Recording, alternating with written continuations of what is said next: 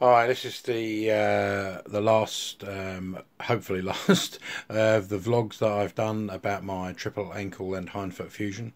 We're at day must be 183, I guess. We're literally 6 months to the day. We're now Wednesday, the 16th of May. I went in on the 15th of November on a Wednesday, and the it has been successful.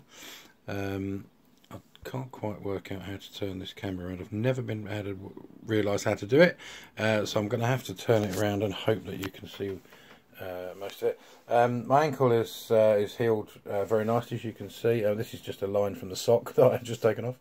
The scar line is here, so I've got 4 screws here and then one along here into the L-shaped plate that holds my ankle stiff. There's a screw gone in here, and there's another tiny little one here. There's 3 or 4 stitches there, but for the most part it's healed up pretty well.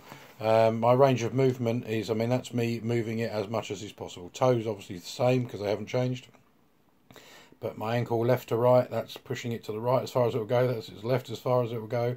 Up and down as far as it will go. That's it. It doesn't do it. It just doesn't move. I am able to walk. I do get some pain here occasionally, and apparently it's a bit similar to shin splints in athletes, which I'm definitely not. And I have to basically take slightly smaller steps, and so as not to get that. It's basically the bone here under pressure, because these are metal down there now, and that's all screwed together. So the next sort of thing that's going to give is about there. And the main thing is, obviously you can't run, but walking is, I'm walking around the block now. I can walk around much better than I could. A little bit of swelling I get on the outside. I'm hoping this is going to come out properly. And for the most part, successful. The back still gives me some problems, but in terms of the ankle and what I'm able to do, I think we can probably do what I thought I was going to do. I do get some discomfort on the outside and slight underneath on the outside of the left foot, but that's pretty much down to these joints having to work a bit harder now. And he, having seen a consultant last week, he thinks that will just start to give a little bit and should ease as I walk more and do a bit more exercise, and sort of the joint, they sort of free themselves up a little bit. It's a bit like having a very, very stiff joint that you are now able to walk, obviously. But these other ones have not done much for a long time, and now have to be, the tendons and muscles particularly, have got to be coaxed back into life. And that's just going to happen over time. It is getting easier. I've got some orthotics in my trainers that I got from a ski shop, which I thoroughly recommend. Orthotics generally are very expensive. They're £400 or £500, $700 or $800, maybe even more.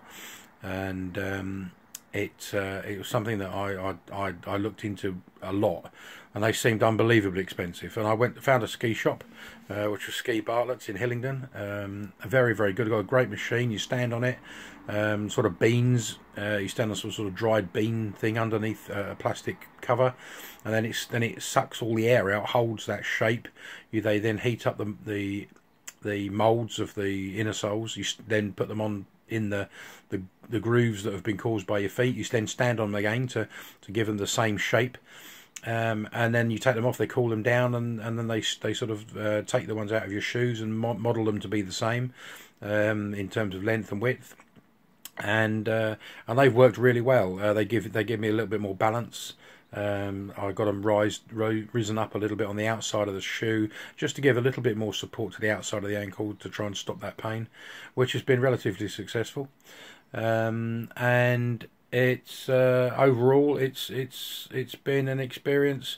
My back was a major issue, and and would I want to go through that again? Absolutely not. It was a real inconvenience to myself and my parents, and everybody around me, who had to shuttle me around, and the cost of taxis and various other things to get to hospitals and with disabled units and all sorts of stuff. It was a real nightmare. But the actual ankle injury itself wasn't to blame for that. It was just an unfortunate set of circumstances where I've got a bulging disc in my back, which is healing as well, and as I do more and get stronger, that's what's happening.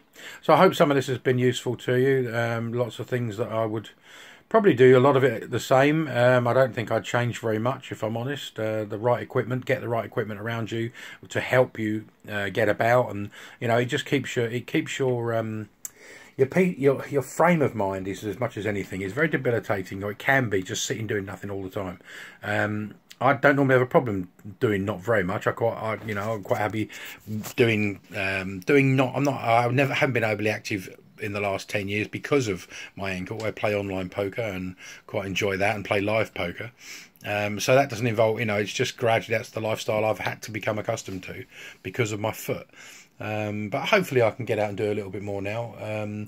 Golf and marathons and all that kind of stuff are a dim and distant past. That's just what it is. But if it means that I can walk around, I'm going to Las Vegas in a couple of weeks, and there's a lot of walking to be done between casinos there. I hope that'll be the big test. I'm hoping it'll be okay.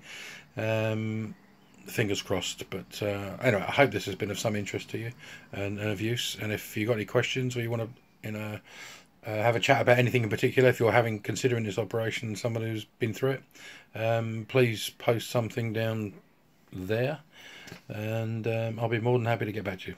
Thanks, Kim.